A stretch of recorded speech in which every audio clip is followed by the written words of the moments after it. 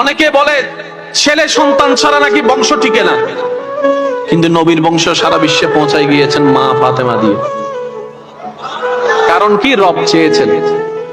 এখানে আপনার সন্তানের প্রতি যদি ছেলের প্রতি রব না চায় কিছু হবে না, কিন্তু আপনার মেয়ের প্রতি যদি রব চায় সেটাকে দিয়ে আল্লাহ আপনার বংশকে আগায় নিয়ে যেতে পারবে। মেন জিনিসটা কি? রবের চাওয়া। বলেন মেন জিনিসটা কি?